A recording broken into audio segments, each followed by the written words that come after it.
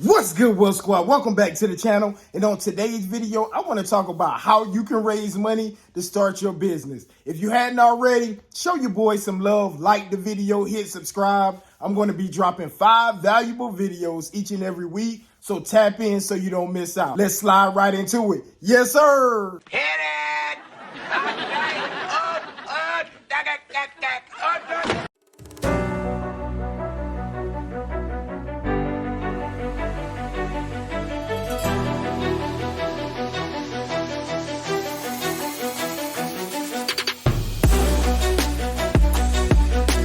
If this is your first time watching this channel, my name is Travis Cooper. I'm the creator of Amazon Made Easy, the program where we give you the blueprint to building a multi-six-figure Amazon business. And on this channel, we talk all things about Amazon and entrepreneurship. In today's video, I want to discuss how you can raise money to start your business. So the first way is through crowdfunding. If you have strong convictions about an idea, you can leverage a platform like GoFundMe. You can get investors from all over the world to start pouring money into your business. As long as in the description, you're very passionate about it and you're able to convince them that this business idea will work. People have raised tens of millions of dollars through platforms like GoFundMe. Leverage the power of the internet and go get that money to start your business. Coming in at number 2 are angel investors. These individuals usually provide capital for convertible debt or ownership equity. Big tech giants like Google and Yahoo were funded by angels. Coming in at number 3 is bootstrapping. That's using your own resources to get it done, whether it's pulling from your savings or taking out a loan against your assets.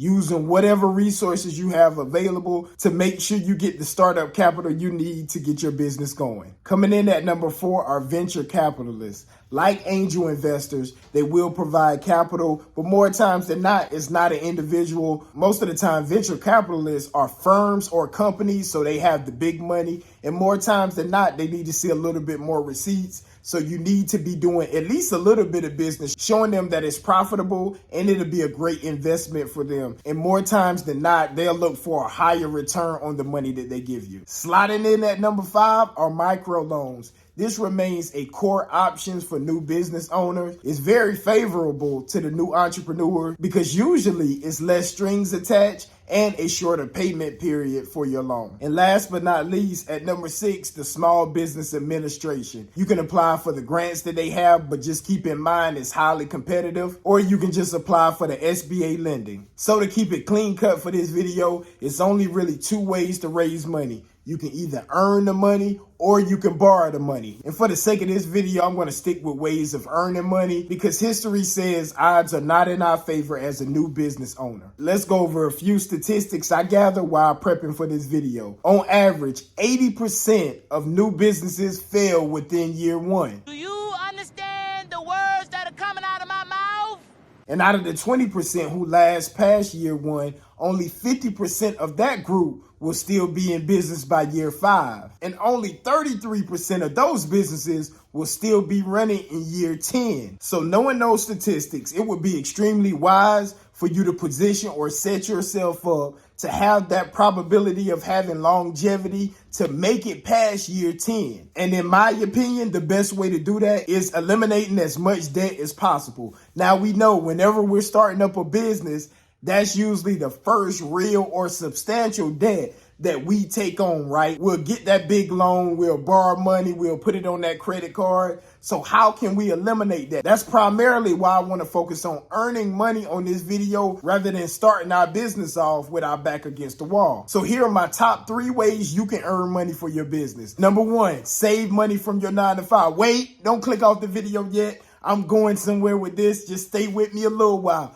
It's going to get better and better. Now, let's say we do have to bootstrap it up, save money from our 9 to 5. And it doesn't really matter how small. Let's say you get paid bi-weekly and you can only save $20 each time you get paid. So you're saving about $40 a month. And I know you're saying, Trav, $40, man, that's not going to do anything. But wait, watch this plan. And let's say your startup costs, you need $2,000 to start your business. I know you're sitting back thinking like $40 a month, Trav, it's going to take me forever to save up to get this $2,000 to start my business. But follow me. Let's say you saved that $40 for 6 months, right? So 40 times 6, that's $240 you have saved. Let's say you go to Facebook Marketplace and purchase a lawnmower. You then take what you were saving, invest into that lawnmower. You start a lawn care service where you're charging $100 a yard. And I know rates may vary depending on which area you're in. So yes, initially doing it this way, you may have to sacrifice a little bit of your time so that we can increase our rate of saving.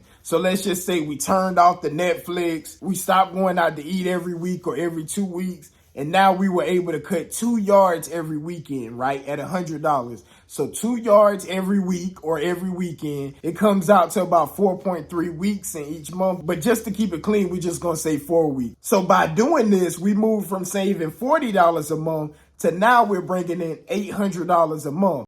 You're a smart mother. Now remember, we needed $2,000 to get our business done. So we cut grass for 3 months. 3 months, we have $2,400. Plus, you can go sell your lawnmower back on Facebook Marketplace. Of course, you're not going to get what you paid for it, but it's made so much money. Even if you sell it at 50% of what you paid for it, you're still in the green, so it doesn't really matter. And I know somebody may be watching this that's against lawn care or maybe allergic to grass.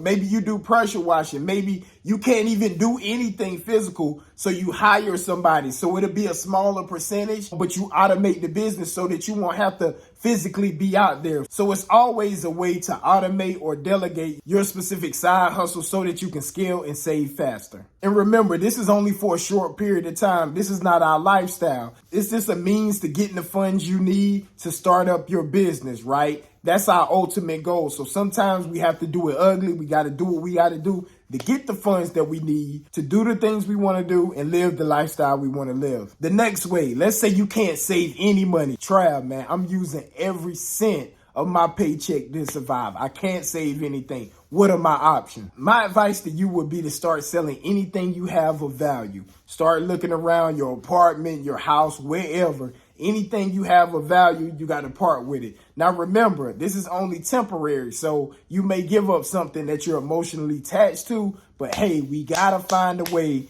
to get that business started. So I would start with my clothes. Let's say you always wearing the name brand clothes, the Nikes, the Adidas, whether you're wearing designer, what have you. Go plain. You might have to go to Dollar General. You might have to go to Walmart. You might have to get the 5-pack of t-shirts for $10. Whatever it is, like, it's okay. We have to do it ugly. I'm fine.